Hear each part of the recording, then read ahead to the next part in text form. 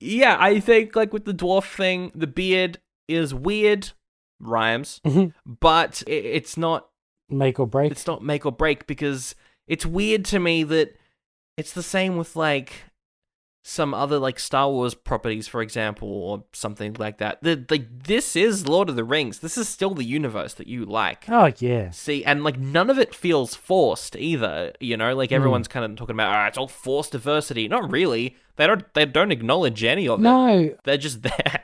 These people are just there. I hate that term. That's such a larger socio-political thing to get into. But no, there's no forced diversity. No. In fact, there is forced. What's the opposite of diversity? But there is a word.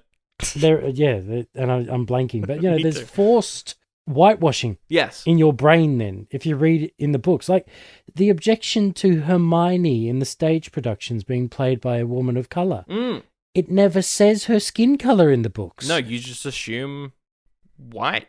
Most people just assume it. And they cast a white woman who's a delightful woman and did a great job in the films, but there's no rule about it. No. There is no text about it. And there's in the nothing. end, it's all fiction. Doesn't matter. It's all fiction. It doesn't really matter. I mean, entertainment does matter. I don't mean to kind of rule it out. And representation matters too. Yeah. But it's not like there's a lack of white representation in this. No, and that's another thing as well, as people are like, well... Or male representation. Well, then why don't they write good roles for women instead of having them be the main character in roles that should be a man? Galadriel's in the original books.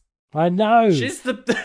And when they do that, you review bomb it because it's got a woman in an action movie. What is... So yeah, anyway... That's the woke Lord of the Rings thing done. Yeah. That's all.